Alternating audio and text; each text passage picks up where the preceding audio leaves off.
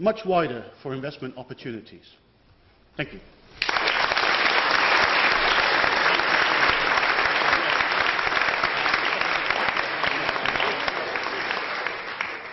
Ladies and gentlemen, the next speaker, Alan Morgan, has led the consumer investing practice at the Mayfield Fund for over 9 years. Investments include Black Arrow, Electric Cloud, Jobster, Pluck, Slide, Snap, Tag, Zenprice and Beaker.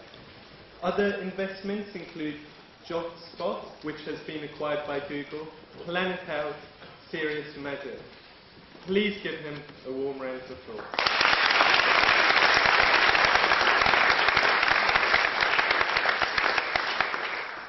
Members of the audience, Mr. President, thank you very much for having us. I believe Mike Moritz is a Brit who moved to Silicon Valley to practice his trade. Full stop. I must also say that I hardly... Alan, I have not recognized you. I must say I hardly feel the need to speak. My colleagues,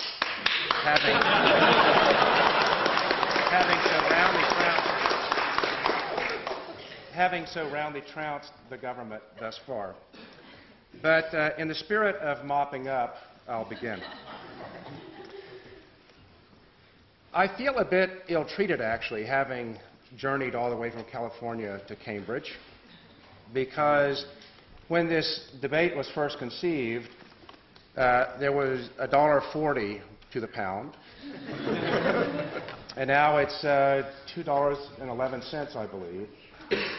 So in a way I have not yet discovered, but I'm sure has occurred, the government has surreptitiously manipulated the global economic system to make their job easier by 40%.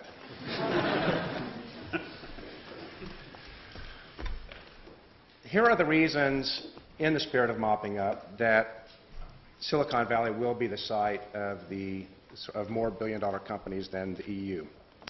The first is, and some of these have been touched on by other speakers, but acceptance of failure is probably the most important. I'll give you an example. In my firm, we have backed probably 5 or 6 people 3 times. The most current example of that is a gentleman who has now started his 3rd company that we've invested in. The first company was quite successful. The second company was a complete failure. And the 3rd company is quite promising but unproven. And it's that spirit, I think, that drives actually the fundamental importance of Silicon Valley and is the hardest thing to recreate anywhere else in the world. A wit, Scott McNealy, who was formerly the CEO of Sun Microsystems, had a saying which was, the hidden beauty of Silicon Valley is that it is not important whether you go off the cliff, it's how close to the edge your skid marks start.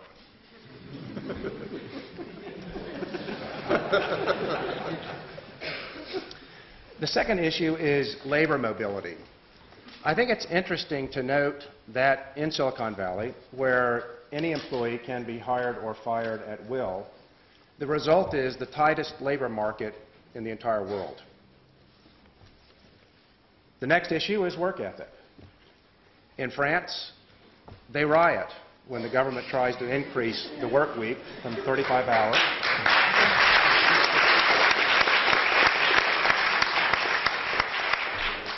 to 37 hours. In Silicon Valley, there would be riots if there were any attempt to limit the work week. Regulatory burden. In California, you can incorporate a company in less than a day. Across the EU, it takes from 5 to 35 days. In the United States, there's a large homogeneous market.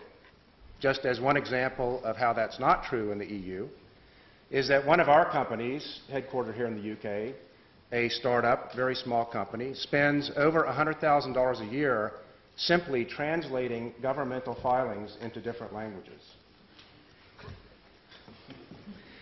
In fact, and in closing, as Dr. Janeway so ably demonstrated, the principal risks to the predominance of Silicon Valley actually are that it becomes more like the EU.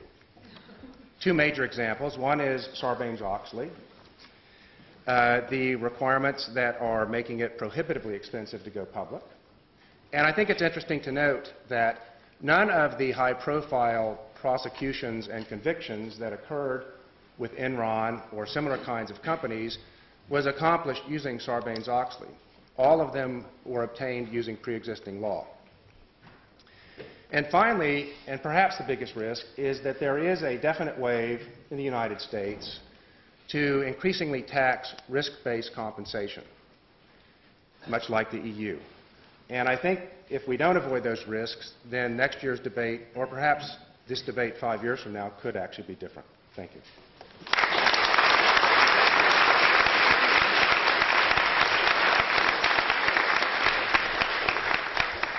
Ladies and gentlemen, now is your opportunity to make points from the floor. I'll take points in support, points against, and points in abstention.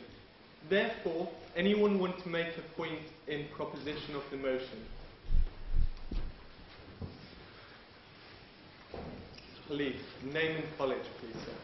Ron Pereira, Downing College. So I'm speaking proposition of the motion because I believe actually that the future of companies in the European Union may be a bit brighter than the US. I won't even address the current credit crunch crisis, but if you go forward and you see that the European Union is learning from the US mistakes.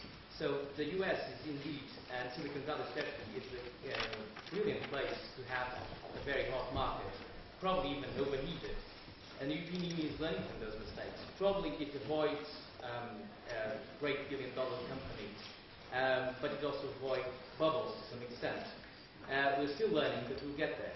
Moreover, I think the cultural diversity that was briefly addressed by the last speaker is a big thing in the European Union.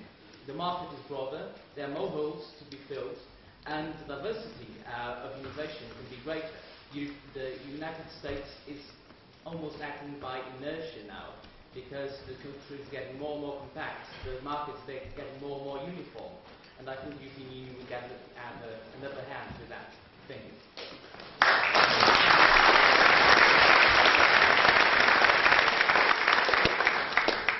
Speakers in opposition of the motion. So, name and college, please, sir.